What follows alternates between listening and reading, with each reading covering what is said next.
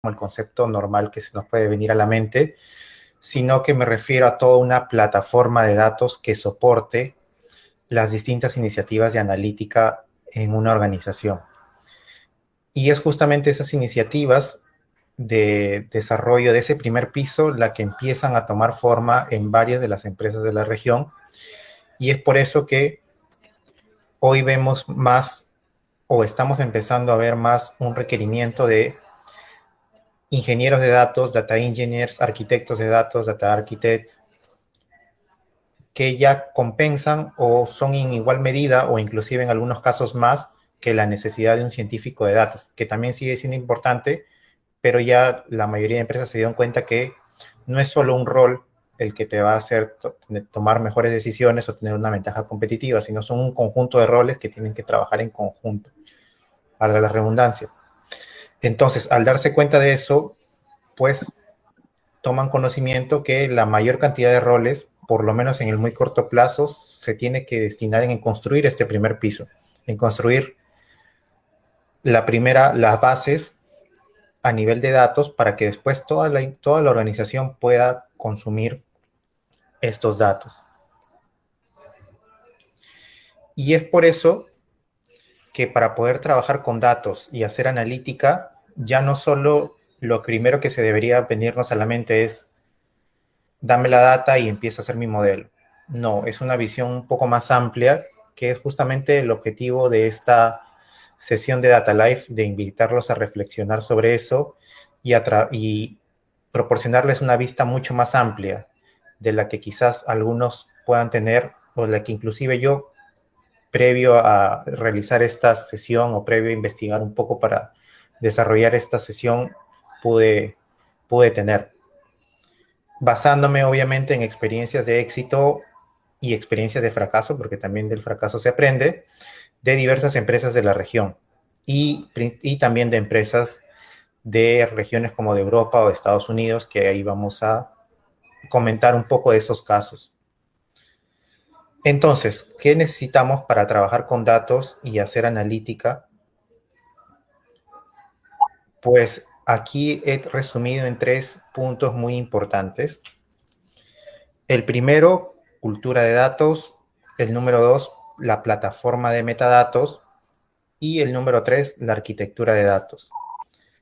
Son 3 factores muy importantes que están incluso o deberían ser incluso tomados a consideración mucho antes de empezar a lanzarse a desarrollar iniciativas de analítica avanzada. Sabemos que obviamente las iniciativas de analítica avanzada son las que pueden traer mucho mayor o un mejor retorno a la empresa y en muy corto plazo.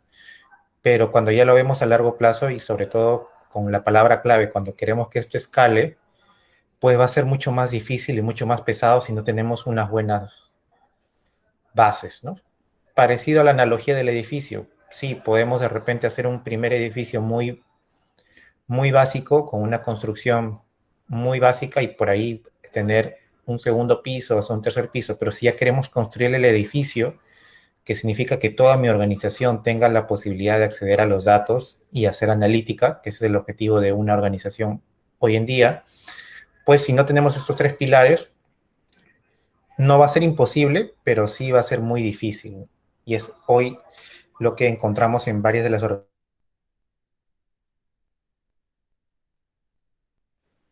Bien.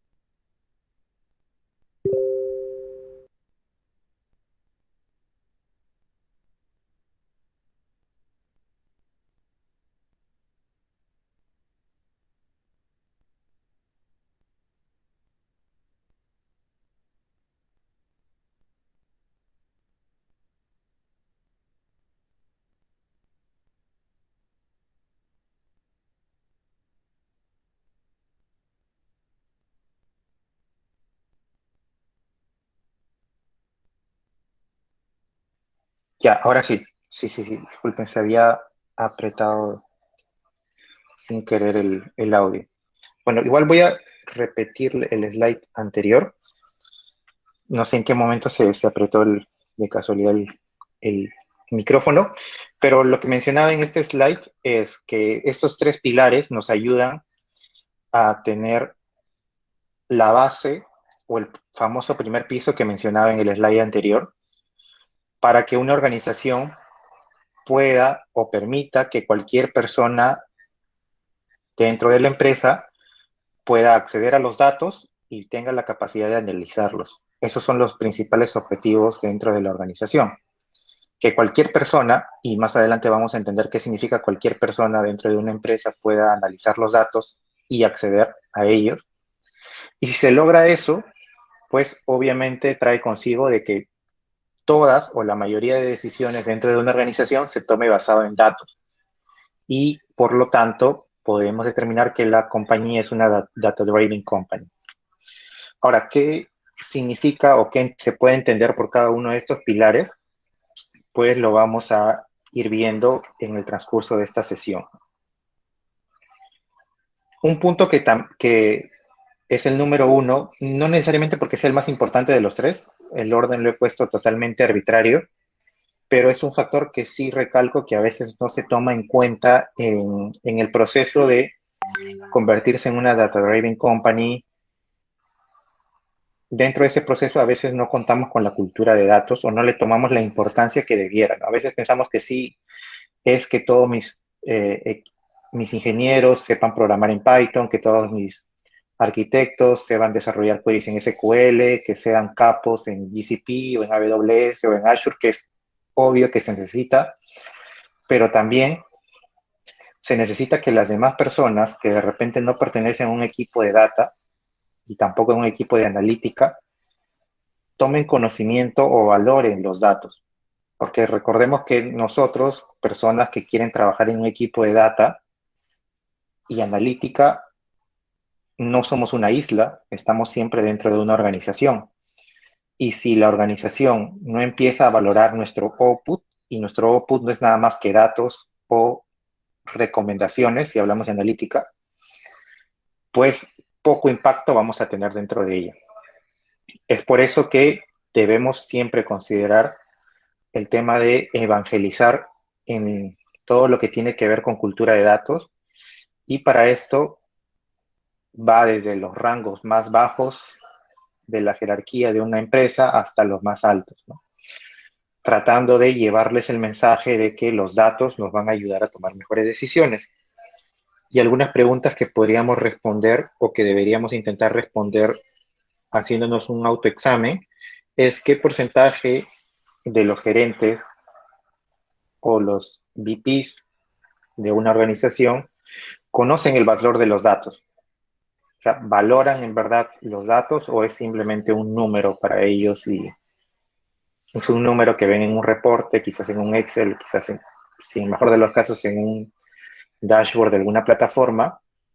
O sea, obviamente no me refiero a que saben de dónde vino el dato, sino me refiero a que saben el esfuerzo y el trabajo que ha habido detrás de ello.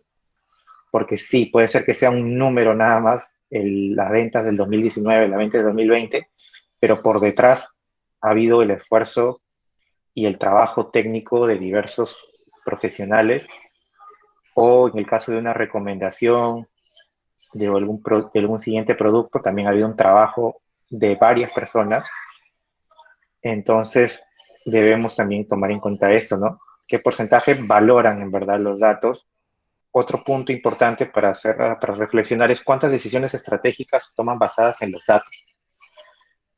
Está bien, monto mi data lake en la mejor nube, con las mejores tecnologías, monto mis procesos en streaming, mis procesos en batch, lo optimizo, lo tuneo, pero en verdad, ¿cuántas decisiones se están empezando a tomar?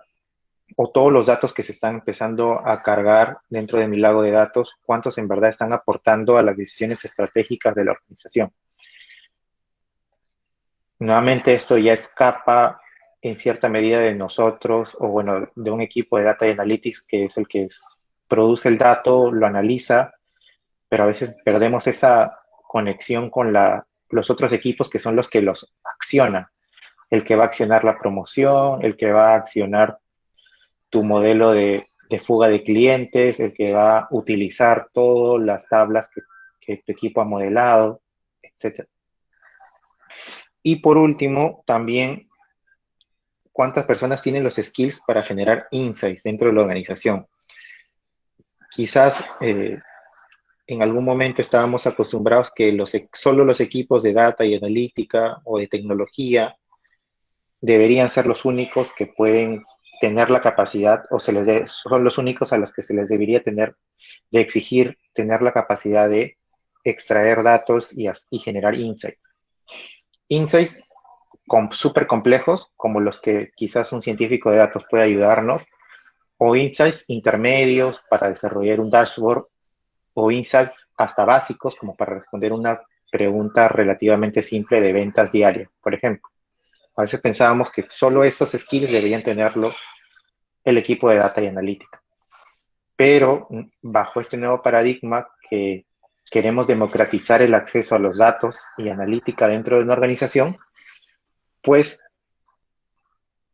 las personas que trabajan en una empresa deberían estar en la capacidad de desarrollar y generar insights. Obviamente se entiende que no van a hacer un modelo de deep learning ni nada de eso, pero armar sus reportes, generar indicadores básicos, KPIs básicos, pues deberían estar en la total capacidad de hacerlo.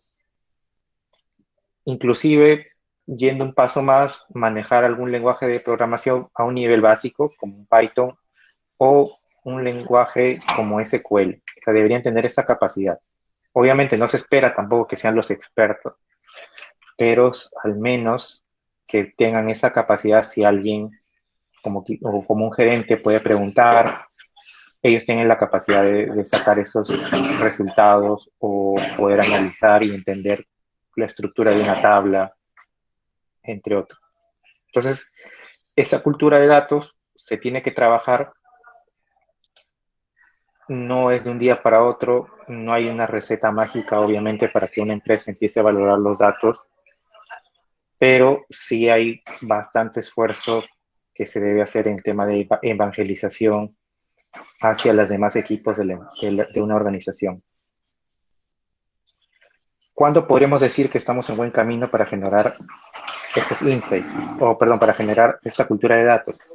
Cuando veamos que todos o casi todas las personas de mi organización son capaces de generar insights, obviamente básicos, no vamos a pedir nada complejo.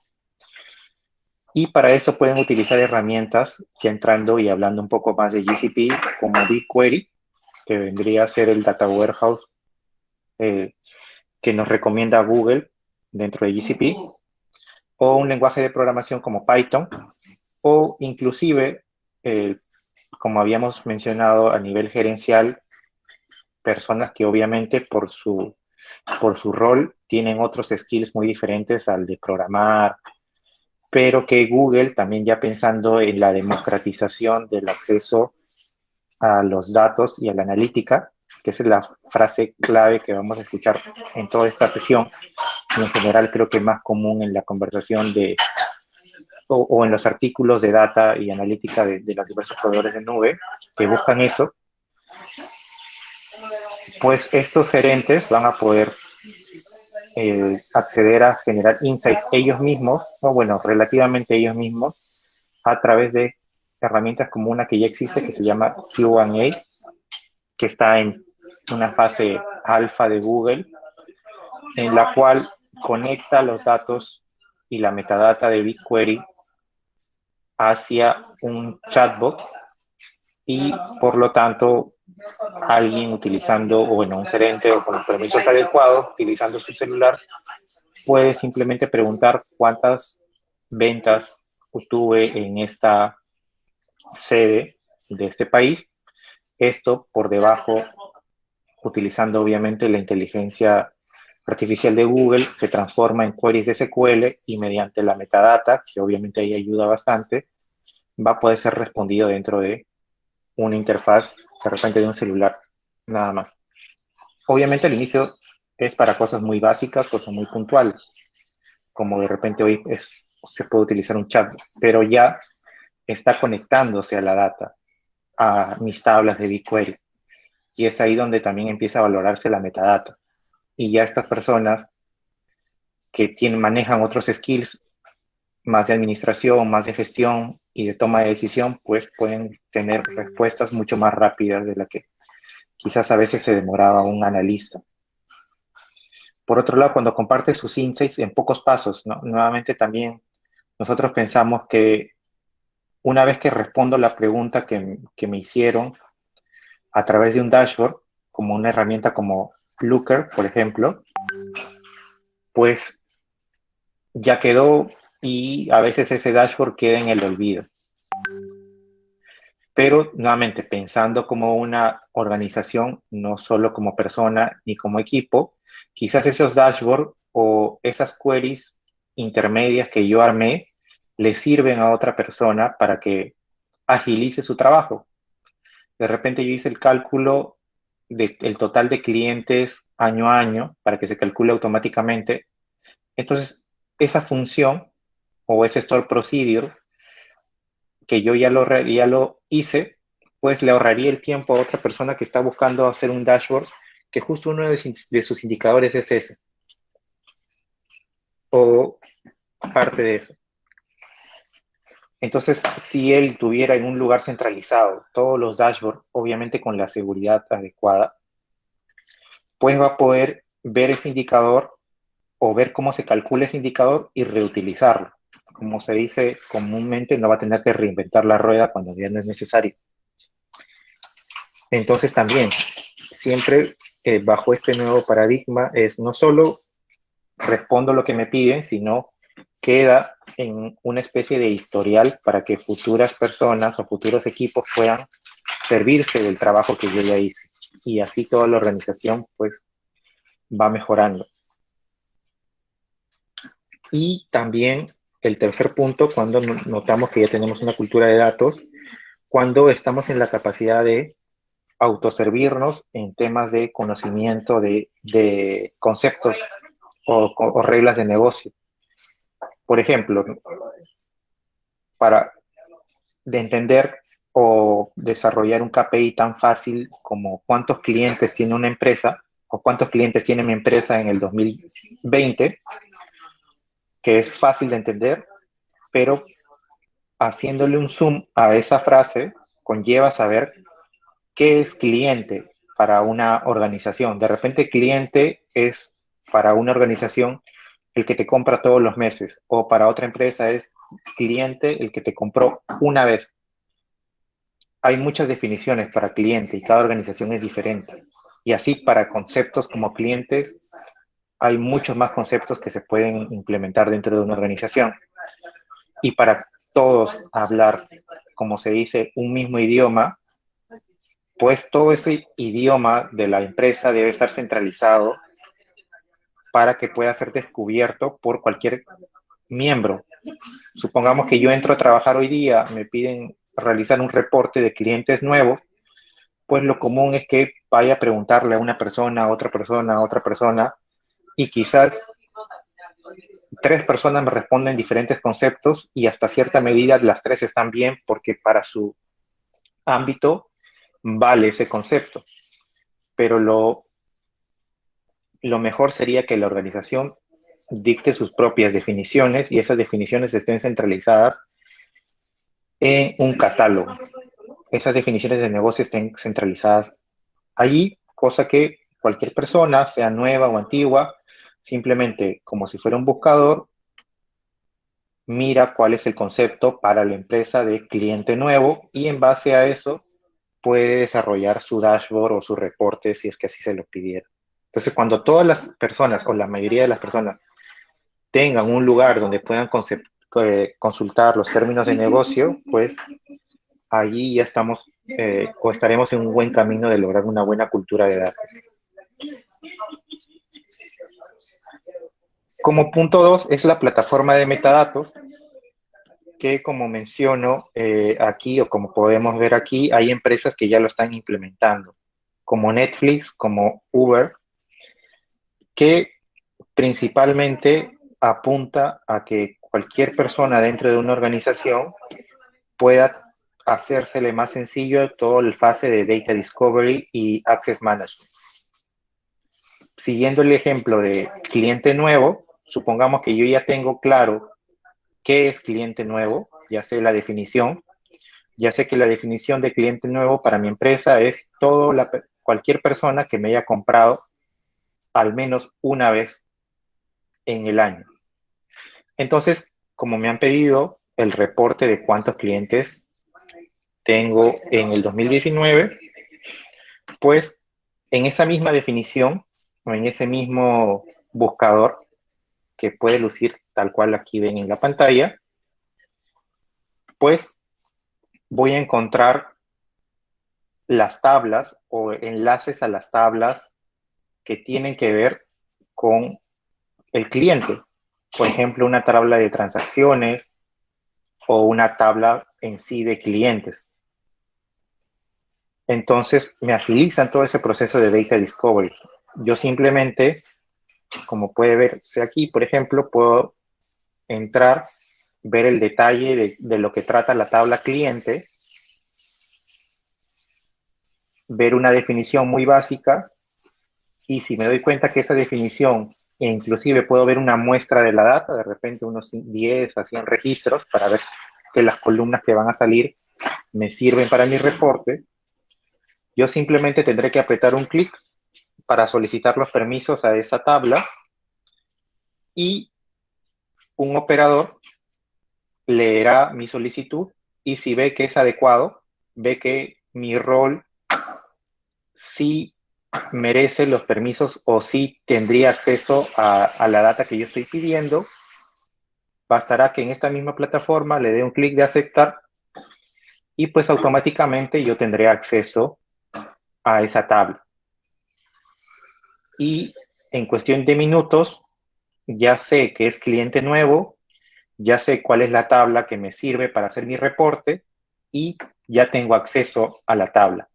Entonces hice los 3 pasos dentro de esta plataforma sin inclusive tener la necesidad de preguntarle a alguien. Hice lo que se conoce como self-service y ya estoy listo para trabajar. Lo que quizás en una organización me hubiera tomado preguntarle a uno dónde está la tabla de clientes o cuál es la tabla de clientes, qué cosa hay ahí, pues todo lo tengo centralizado. Tengo el detalle de qué significa cada campo, las casuísticas que voy a tener allí.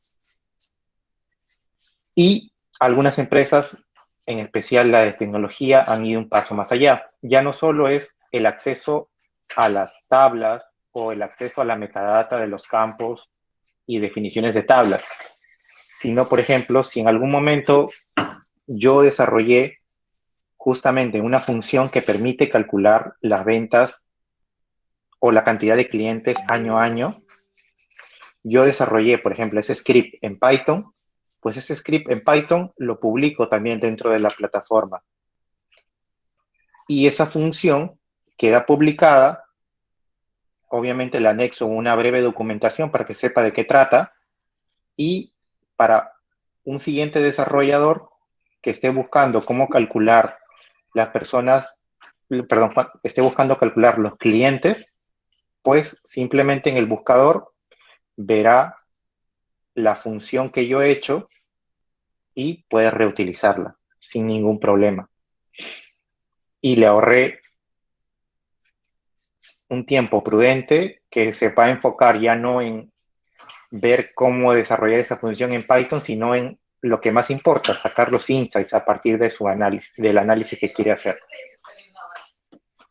Y de la misma forma, si de repente, poniéndonos en el caso nuevamente de que yo quiero tener los clientes del año 2019, supongamos que dentro de esta interfaz me doy cuenta que ya había un dashboard, que alguien ya lo había hecho, que ya lo había publicado y que obviamente tengo la estadística de cuándo fue la última vez que se actualizó, a qué fuente se está consumiendo y me doy cuenta que la fuente que está consumiendo es justamente la tabla que yo quería consumir, Además, tengo una previsualización para ver cómo luce el dashboard. Pues simplemente tendré que pedir acceso o tengo la capacidad de pedir acceso, me lo pueden aceptar y con eso, pues prácticamente tengo mi trabajo hecho. O sea, es como que ya reutilicé todo lo que en algún momento alguien de la organización ya lo había realizado.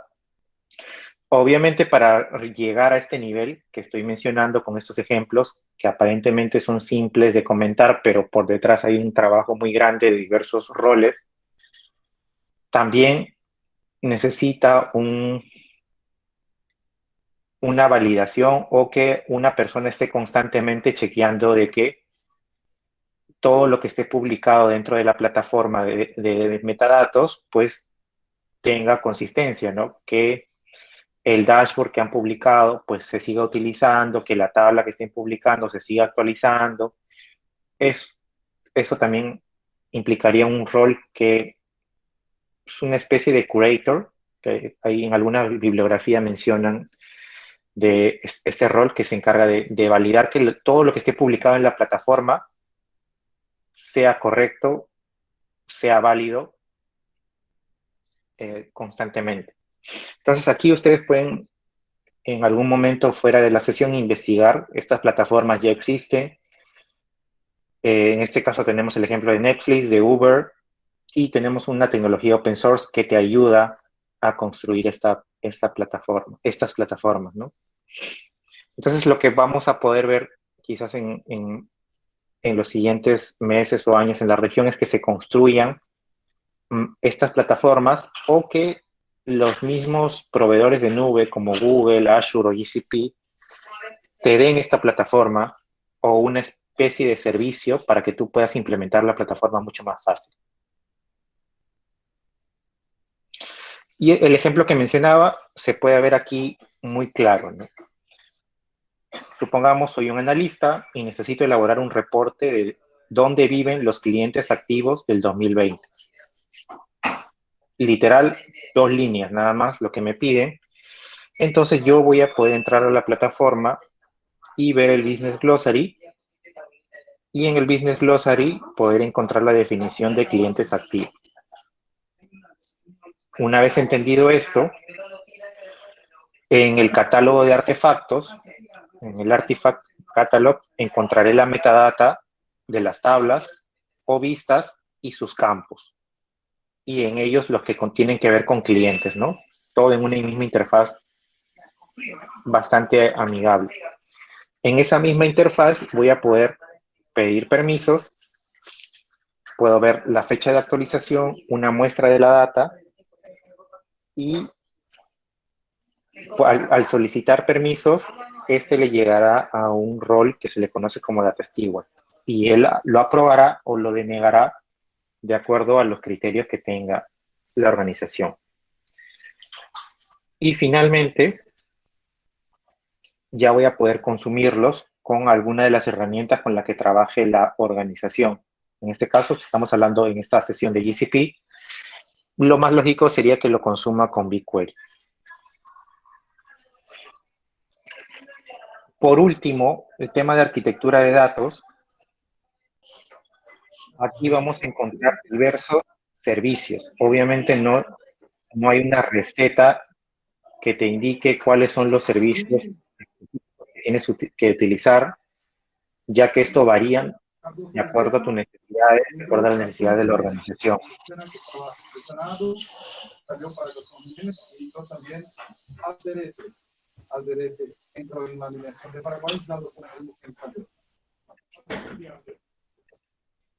Entonces, aquí, esta es una propuesta genérica que da Google, nuevamente haciendo esa salvedad de que depende bastante de la organización.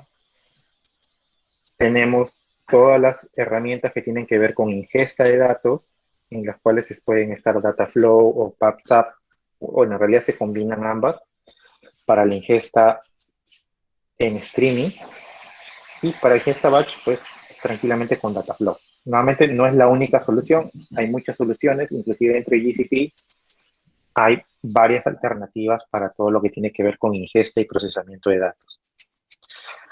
Para el Data Lake también nos sugiere Google utilizar Cloud Storage, para Data Warehouse, BigQuery, para visualización Looker, y ya organizaciones relativamente más avanzadas o más maduras, toda la data procesada, de acuerdo a las necesidades de negocio, la exponen en un API, un Data API. Para eso también Google tiene un servicio que se llama APG.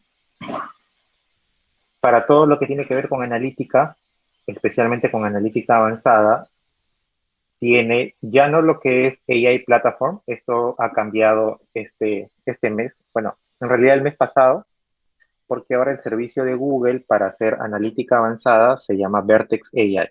Entonces esto hay que actualizar también, pero recién ha cambiado hace menos de un mes el servicio de Vertex AI. Y para democratizar el acceso a la analítica, porque nuevamente los ejemplos que hemos dado en los slides anteriores tienen que ver con democratizar el acceso a los datos. Faltaba ver o comentar democratizar el acceso a la analítica. Para democratizar el acceso a la analítica, pues tenemos herramientas que no son tan complejas como de repente desarrollar un modelo con Python, Scikit-learn, SparkML. Ya son un poco más fáciles en cierta medida, pero sí requieren un skill, un poquito de esfuerzo para los analistas o los desarrolladores. Tal es así que encontramos herramientas como AutoML y BigQueryML. Herramientas que te permiten, la última, BigQueryML, literal, en la misma interfaz gráfica que tú estás acostumbrado, podrías estar acostumbrado a usar BigQuery, a desarrollar modelos casi con la misma sintaxis que utilizas para ejecutar tu sentencia de SQL. Entonces, abstraes la complejidad y eso ayuda a que se masifique el desarrollo de modelos de Machine Learning. Por el otro lado, AutoML es en cierta medida mucho más fácil porque el servicio simplemente te pide un input con todas las columnas habidas y por haber que tú puedas encontrar o puedas ver necesarias para un modelo, una columna de target, y se lo das a Google para que lo entrene con todos sus distintos modelos o con todos los distintos modelos que puedan haber.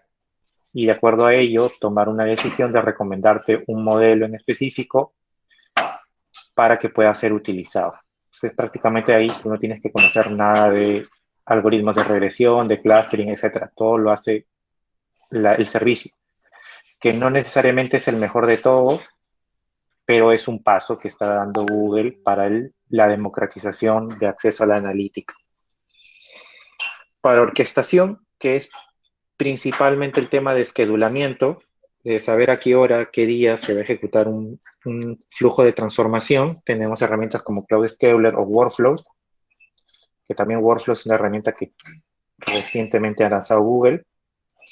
Y para que todo lo que es gobierno y calidad de datos, encontramos Data Catalog y DLP para todo el tema de prevención de data o cuando queremos proteger la data sensible, como un número de pasaporte, un número de identificación, una dirección, un correo, un teléfono.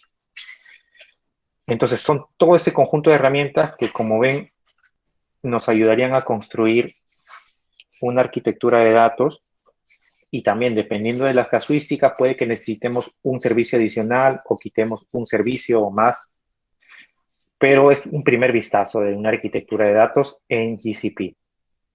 Y también es la foto junio 2021. Como ven, la foto mayo era con AI Platform, foto de junio con Vertex AI.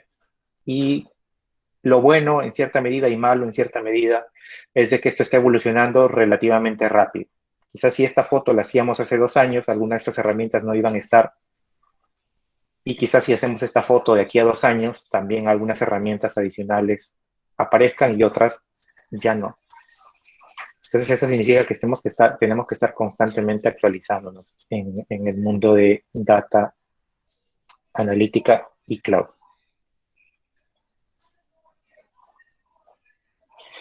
Y aquí es un poco ir desglosando esta arquitectura, ¿no? Tenemos todas las fuentes de datos Primero tenemos todas las fuentes de datos que podríamos englobar en el término tradicionales, como una base de datos MySQL, un Oracle, un CSV, un TXT.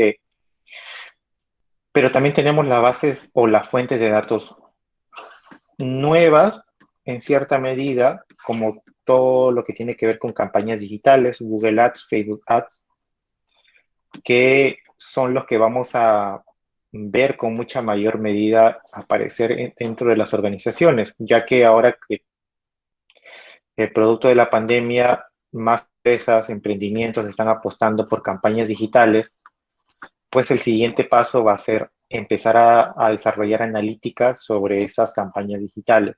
Y para poder desarrollar una analítica de esas campañas, pues tenemos que tenerlo centralizado en algún lugar. Y llevarnos la información es siempre útil de estas campañas digitales. Para la ingesta y procesamiento tenemos herramientas o servicios como Dataflow, que tiene como ventaja de permitirme la ingesta en streaming y en batch, y que se complementa en su parte de streaming con PubSub. Y nuevamente repito, no son las únicas herramientas, incluso dentro de GCP encontramos otros servicios proporcionados por el mismo Google para poder hacer la ingesta y transformación de datos. Y para el Data Lake y el Data Warehouse, pues tenemos que el Data Lake vendría a ser el repositorio donde vamos a guardar toda la información de la empresa, idealmente de forma cruda, y en el Data Warehouse ya es toda la información que va a servir para tomar decisiones o que están muy cercanas a servir para tomar decisiones. Y es una data ya estructurada que puede generar un valor inmediato a la organización.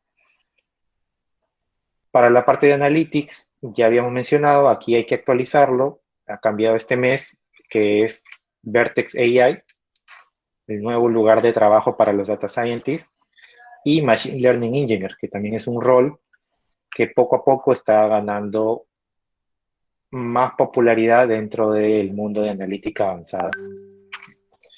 Y sobre todo, lo que resalto aquí de analítica es de que los pasos que están empezando a dar las empresas es ya no solo desarrollar el modelo con el mejor algoritmo, con los indicadores, que ya ahí conocen mucho más los data scientists y los machine learning engineers, sino es el siguiente paso, productivizar modelos, que hasta algunos años no era tan fácil productivizar modelos. Entiéndase productivizar modelos para hacer un símil, salvando las instancias con productivizar software. Tú puedes desarrollar tu propio ambiente local, tu página web o tu sistema, pero cuando ya hablamos de llevar la producción, implica obviamente una complejidad mayor. Implican otras variables que tienen que ingresar como capacidad, como tiempo de respuesta, como la forma o manera que se va a consumir. Entonces, esto hasta cierta medida es complejo y son los proveedores de cloud como Google, como Amazon, como Azure, los que hoy en día están buscando hacer esto fácil. Entonces, herramientas o tecnologías como Vertex AI te proveen de un framework o un marco de trabajo que te va a ayudar a productivizar modelos y que puedan ser consumidos de forma online o batch, con una o dos líneas adicionales o dos sintaxis adicionales dentro de tu proceso de desarrollo de un modelo. Y bueno, de AutoML y BigQuery, como vemos, como había comentado en el ejemplo, con BigQuery tienes que utilizar una sintaxis relativamente parecida a lo que sabes de SQL, y en AutoML, pues en realidad no hay que escribir ni una línea de código para desarrollar un modelo de Machine Learning, que no necesariamente es el mejor, pero debemos entender que por detrás hay unas grandes empresas, Google, Amazon, Microsoft, que están buscando que sea mucho más fácil y mucho más eficiente sus algoritmos de AutoML. Entonces, por ahí vamos a ver una mejora en los siguientes meses, años. No necesariamente reemplace al desarrollo de modelos avanzados, no, eso no creo que va a ocurrir, pero sí que ayude nuevamente en el objetivo, democratizar. A veces para desarrollar un modelo que podríamos llamar simple o básico, necesitábamos de una persona con un conocimiento avanzado. Ahora ya con estas herramientas no son necesarias y estas personas pueden enfocarse ya en desarrollar modelos mucho más complejos o mucho más personalizados. Entonces ganamos ahí, gana la organización. Para la orquestación, pues es mucho más simple, como había mencionado en un inicio, tiene que ver con saber a qué hora y cuándo se va a ejecutar. Y para gobierno tenemos las herramientas de Data Catalog y Data Loss Prevention, cada una con un objetivo puntual. Y la que más, o podríamos calificar como más importante de estas dos, vendría a ser Data Catalog, que es justamente la herramienta que te va a centralizar la metadata dentro de GCP para que sobre esta herramienta o servicio de metadata puedas montar tu plataforma de metadatos, que es la que conversamos como pilar 2 en un inicio. Y la de DLP es principalmente para cuidar los datos sensibles dentro de tu organización. Para visualización, pues obviamente ahí todos sabemos o podemos conocer que hay muchas más herramientas de visualización, un Power BI, un Tableau, un Click, pero siempre entrando en el ámbito de GCP, lo que recomiendan ellos, pues están trabajando con Looker, que es una empresa que no tan recientemente, creo que el 2018-2019 lo compraron, pero ya a nivel empresarial es el servicio que están empezando a ofrecer. Y para APG también era una empresa que no sé si compraron o formaron, pero era relativamente independiente hasta hace algunos años, pero ahora ya está totalmente integrada a la plataforma y también busca que la organización pueda desarrollar una plataforma de APIs mucho más simple. Porque sí, nuevamente, poniéndonos en el caso, desarrollar un API, yo agarro, terminando esta sesión, y en 10 minutos o en 20 minutos puedo tener montado un API. Hay cientos de tutoriales que me pueden ayudar en eso. Pero recordemos que tenemos que tener una visión horizontal, una visión global. Una empresa no va a tener una API, dos API, tres APIs. Puede tener decenas o cientos de APIs. Entonces, administrarlos, gestionarlos, gobernarlos, es ahí donde está el reto para una empresa.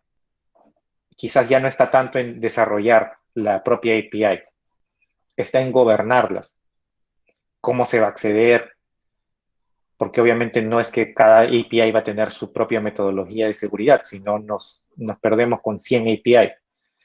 Entonces, es ahí donde intenta ayudarnos Google con API, ser esa plataforma de administración y gobierno de APIs.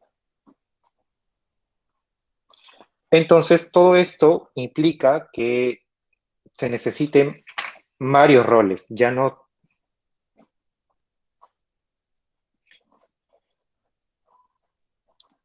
solo los básicos o quizás el más popular, que es el data scientist, sino aparecen los roles como el ingeniero de datos, que mencionaba en un inicio, es el que está, podríamos llamar, empezando la cresta de la ola de popularidad, como en algún momento estuvo en la cresta los data scientists, pues hoy toca a los ingenieros de datos estar en esa cresta de ola de popularidad, pero como cualquier rol o cualquier cosa no dura para siempre, esa ola pasará, no se sabe cuándo, puede ser un año, 2 años o más, quién sabe. Y lo que sí podemos notar es la siguiente ola, que va de la mano con los Machine Learning Engineers y también con los Data Modelers. ¿Por qué? Porque justamente el tema de Data Modelers va de la mano en que más empresas van a querer organizar su plataforma de metadatos y para organizar su plataforma de metadatos, además de tener data engineers, DevOps, DataOps, va a necesitar personas que tengan conocimiento de frameworks de gobierno de datos. Y esos perfiles, pues por ahora son difíciles de encontrar, son difíciles de formar también, porque necesitan tener experiencia justamente desarrollando plataforma de datos y eso por ahora hay pocas empresas que lo están haciendo. Entonces van a ser un perfil requerido en un futuro muy cercano. Es como la ola que se viene en tema de requerimientos. Quizás no sea tan masiva, porque obviamente no es que se van a contratar ejércitos de data modelers o personas expertas en gobierno de datos, pero sí van a ser requeridas. Es un rol que a veces no se consideraba, pero ahora empieza a tener mucha más fuerza dentro de las organizaciones. Y el Machine Learning Engineer va de la mano en el tema de productivización, como mencionaba en un inicio. Ya la fase de hacer un modelo in-house es muy buena, pero ahora se quiere ir un paso más, productivizar, tener mi modelo disponible online y batch, poder con uno o dos, unas cuantas sentencias de código, poder generar un API sobre mi modelo y poder consumirlo, que una persona pueda consumirlo, que un servicio pueda consumirlo. Además, se empieza a necesitar profesionales o con roles quizás un poquito más distantes a lo que podríamos llamar el core de data, como un UX, un UI, todo el tema de research, que por ahora hay una cierta no convergencia entre el research que hace un UX, un UI, que se realiza de forma muy cercana al cliente o un usuario, pero que pocas veces da ese salto a conversar con un data scientist para analizar lo que está encontrando, los patrones que están encontrándose en las entrevistas, pues esa unión espero o creo yo que puede darse. Y obviamente todo lo que es seguridad de datos siempre va a ser importante, siempre va a ser requerido, porque al tener la empresa todos sus datos en la nube, requiere de los cuidados necesarios para que no caigan en hackeos, no caiga o no queden expuestos los datos sensibles, cómo se va a cuidar esos datos, si va a haber algoritmos de encriptación, llaves de encriptación, hasheo, cifrado, todos esos conceptos o toda esa metodología tienes que ser guiado por una persona de seguridad y sobre todo una persona que conozca de seguridad en la nube, porque cada empresa como Google, Microsoft o Amazon tiene su propia forma, que pueden ser parecidos, pero tiene su propia forma o sus propias reglas de seguridad. Entonces tienes que tener un experto y hay certificaciones de cloud a nivel de seguridad en las tres principales nubes. Y obviamente todo el tema de networking también. Ingenieros que manejen redes también es sumamente importante. Y el tema de abogados, que quizás puede sonar uno relativamente más lejano, también es importante porque se viene todo el tema de legislación en, en, el gobierno de los datos. Saber el tema de leyes de protección de datos o las leyes que, por ejemplo, se han dado en Europa, en California, para cuidar los datos. Saber o redactar los clásicos términos y condiciones que nosotros vemos y en muchos casos aceptamos sin leer, entender y hacer match entre esos términos con la legislación de cada país en los que opere la organización, pues es relativamente complejo. Si bien obviamente no veremos a un abogado entrando, analizando datos sumamente como un científico de datos, no nos imaginemos eso, pero sí una coordinación para ver todo ese tema legal que poco a poco empieza a cobrar más importancia en la región. Y ya cerrando, pues como se han dado cuenta y era más el objetivo de esta sesión, invitarlos a la reflexión de cómo se ve la democratización de los datos y analítica en una organización y a partir de entender cómo se ve eso y reflexionar, ver cómo las empresas van a empezar a requerir talento para cubrir esas necesidades que le van a poder llevar a ser una data driving company. Y en el mercado vamos a encontrar muchas ofertas que van a permitir o ayudar, obviamente, a lograr eso. Igual siempre depende del esfuerzo que le ponga uno, por más que sea un buen curso, una super universidad o un super instituto o academia o escuela, pues si uno no le pone el esfuerzo, pues también nadie te va a garantizar el éxito, ¿no? El éxito que tú quieres.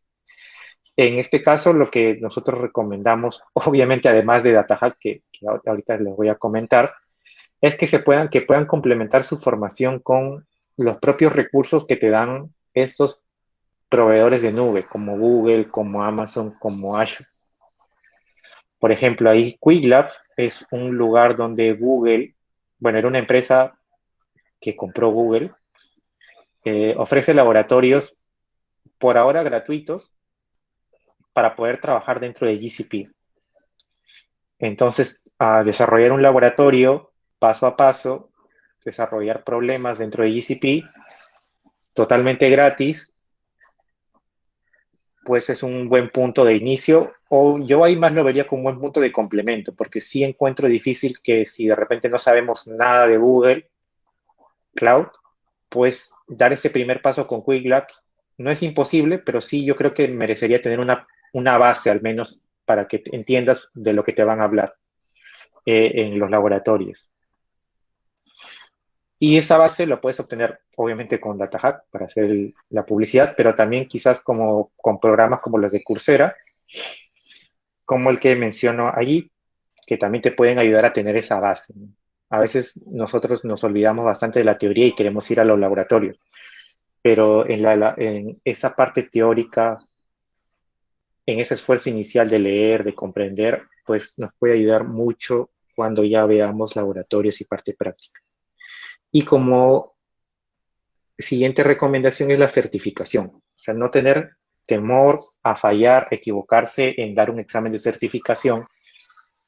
Las tres principales proveedores de nube te dan su nivel inicial o su entry level, que es el Associate Cloud Engineer en GCP, el Azure Fundamentals en Microsoft y el Cloud Practitioner en AWS. Son los primeros niveles que al menos te pueden servir como una primera carta de presentación para tu currículo para demostrar que conoces de esa nube. Obviamente, además de una certificación que te ayuda, tienes que complementarlo con una cartera de proyectos. Eso es lo más importante, cartera de proyectos más tu certificación. Entonces, como recomendación, sea de donde estudien, ojalá sea con DataHack, certifíquense. Por eso nosotros también en DataHack, que entrando un poco a lo que quiero comentar, adicional a los sesiones o las clases, también incluimos material y talleres de certificación para conversar exclusivamente de la certificación de Google, de Databricks o de Azure, contando con profesores que han pasado por esa etapa, ¿no? De preparación, que han escrito artículos para contarle al mundo su experiencia para que ayude a las demás personas a poder lanzarse a certificarse. Como les dije, pueden confiar en distintas organizaciones. Ahí les he dado varios ejemplos que no son solo de DataHack para que no suene tanta publicidad directa, pero si quieren que nosotros también los ayudemos a poder seguir aprendiendo en data y analítica, pues justamente tenemos dos programas que están por empezar. Uno que va a todo lo que tiene que ver con data, que es el programa de Big Data Specialist, que justamente está dirigido a personas con muy poco conocimiento de las nubes o nulo hasta cierto punto, pero que como a mí me pasó en un momento, no saben qué aprendo. Aprendo de AWS, aprendo de Azure, aprendo de Google Cloud. Pues por eso nosotros diseñamos el programa totalmente agnóstico al inicio a la nube, es decir, aprendemos los conceptos básicos, generales, y después vamos desarrollando ejercicios en cada una de las tres nubes. Algunos laboratorios de AWS, unos laboratorios de Azure, unos laboratorios de GCP, para que uno mismo se dé cuenta de, me interesa más AWS, voy a seguir de repente con otra preparación una vez que termine el programa. O me interesa más GCP, porque me parece una interfaz mucho más simple, comparando con Azure, mucho más fácil. Entonces, tener esa experiencia, ese hands-on, guiados por profesores certificados, obviamente con un primer nivel básico para que puedas entender todas las tecnologías de esas tres nubes que tienen que ver con data, cómo se trabajarían arquitecturas, siempre a un nivel básico, y ya con ese conocimiento puedas dar el siguiente paso de me quiero especializar en GCP, me quiero especializar en Azure, que es algo que nosotros no encontrábamos y que nosotros en lo personal sufría, ¿no? Yo no sabía cuál camino de especialización seguir. Me iba por AWS, pero ¿qué encuentro por ahí? No sé. Me voy por Azure, no sabía. Y por suerte, podríamos decir del destino, por un artículo de internet, me decidí por Google Cloud y pues hasta el día de hoy no me arrepiento, pero fue así, por suerte. No tuve un lugar donde me prepararan o me comentaran en mi idioma, con ejemplos simples de las tres nubes, que es justamente el objetivo de este programa de Big Data Specialist, dirigido a personas que quizás vienen de un mundo tradicional de BI y quieren dar el siguiente paso o quieren conocer de cualquiera de estas tres nubes. Ahí estamos dando el 30% de descuento al precio que regularmente manejamos. Empezamos el día 29, es decir, en menos de una semana.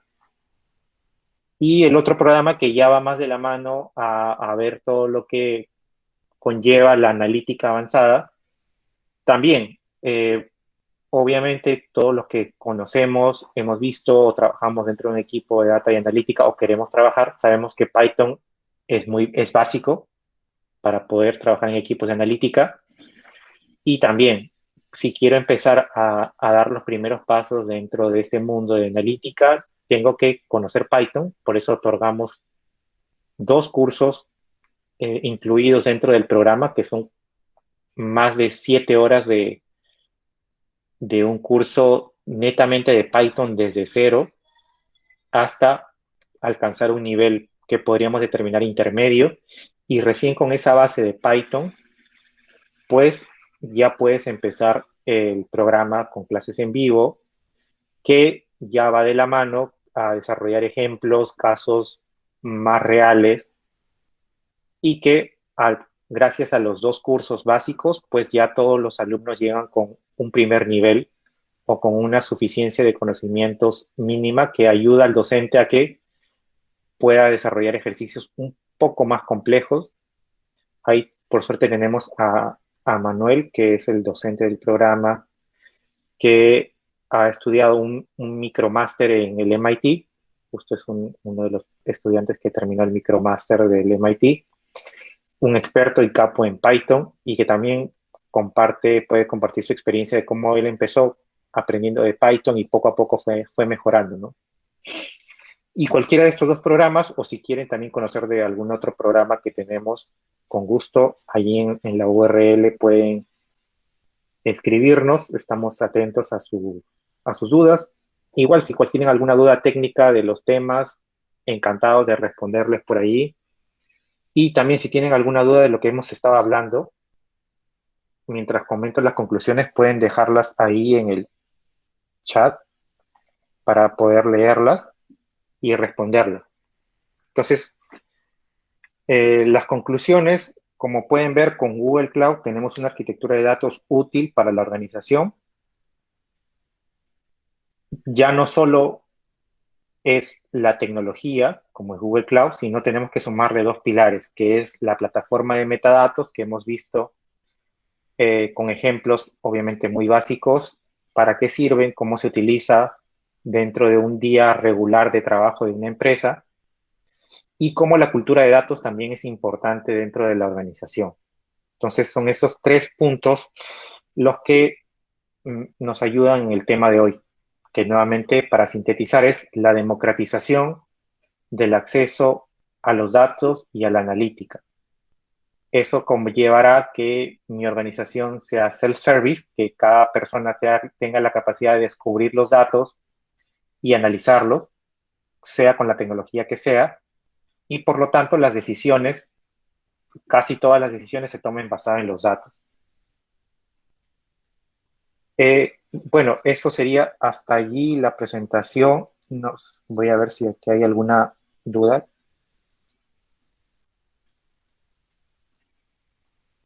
o pregunta. Si no, igual también como comentábamos también en el anuncio, vamos a hacer el sorteo de una beca completa para el programa de Big Data y de 2 medias becas. A ver, voy a confirmar si está allí la persona que nos iba a ayudar o si no lo vamos a dejar grabado. Si no, pueden ir haciéndome las preguntas acá por el chat. Igual vamos a los que se inscribieron, vamos a compartirles el material para que puedan revisarlo sin ningún problema. Y bueno, les dejo ahí la info, la pequeña promoción, la pequeña publicidad, esperando que les haya servido, sobre todo para el tema de reflexionar de lo que se viene en temas de data y analítica desde un punto de vista organizacional. Siempre es bueno estar preparados, saber qué cosas van a llegar a nosotros, a nuestros equipos, a nuestras organizaciones, o si queremos crecer, cómo las organizaciones de otros países están empezando a trabajar los temas de data. A ver, acá me pregunta una persona, en tu experiencia, el uso de Spark en Google Cloud, ¿es mejor usar Python o Scala?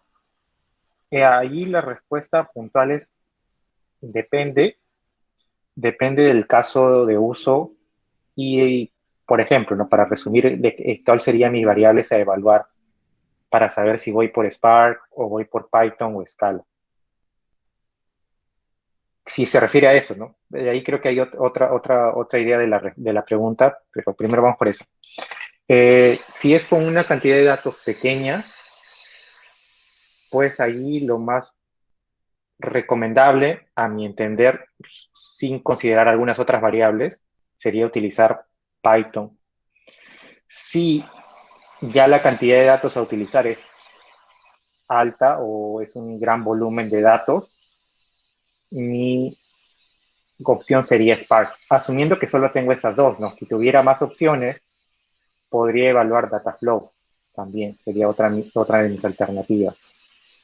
Y si la pregunta iba por más de qué API de Spark puedo utilizar, si la de Python, que es PySpark, o la de Scala, que es el lenguaje donde está escrito Spark, pues hasta hace algunos años quizás hubiera respondido 100% Scala, pero conforme ha ido evolucionando Spark, sobre todo ahora en su versión 3.0 me parece que está, es casi el mismo performance en escala de utilizar Spark con Scala que Spark con Python o PySpark.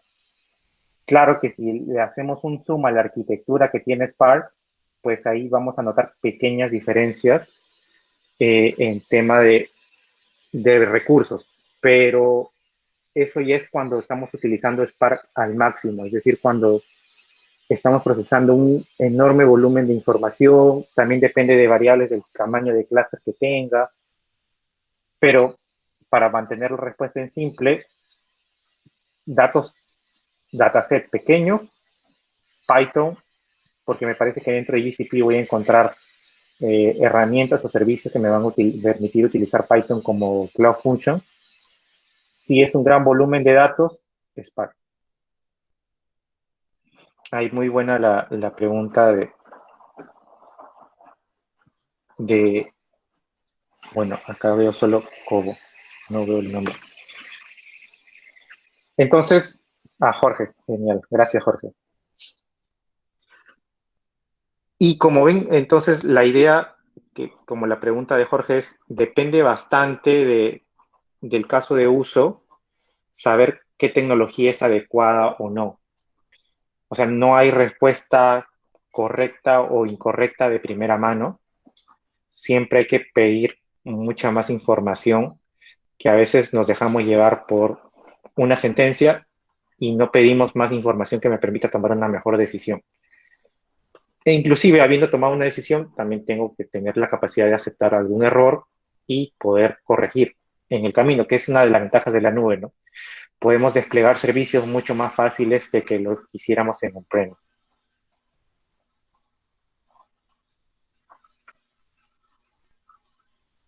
Entonces, hasta aquí vamos a dejar la sesión. Vamos a subir mañana el sorteo entre todos los que se han inscrito en el formulario, tal cual lo prometimos. Vamos a dejar el video. Y no se olviden, lo principal, más que escojan a Datajaco, ¿no? Que ojalá y espero que así sea, sigan aprendiendo, sigan leyendo, sobre todo leer, que a veces pensamos que por estar en una rama de ingeniería o de ciencias tiene que ver solo números. No, hay bastante de lectura porque hay que leer casos de uso, casos de éxito, de fracaso. Hay muy buenos libros que están sacando este año, que han salido este año, que justamente es bueno porque las tecnologías que hoy se usan quizás han evolucionado bastante respecto a las tecnologías que se usaban en el 2017, 2018.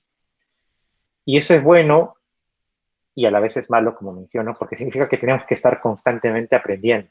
Quizás si esta sesión se hubiera dado en el 2018, hubiera sido muy diferente lo que se hubiera hablado, siendo el mismo objetivo y el mismo tema de data y analítica.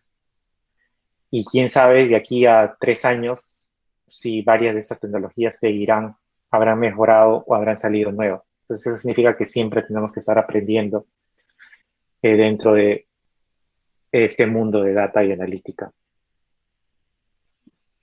Entonces, hasta ahí, muchas gracias con todos. Espero que les haya sido útil la sesión. Nuevamente, si quieren aprovechar el descuento, ahí está, con gusto escríbanos, vamos a estar atentos. Incluso si tienen alguna duda técnica, encantado le puedo responder yo, si es el curso de Big Data, o podemos hablar con el profesor del curso de Machine Learning si tienen alguna duda muy puntual, muy técnica, también encantados de responderlo. Sin más, bueno, muchas gracias, feliz noche y hasta una próxima oportunidad.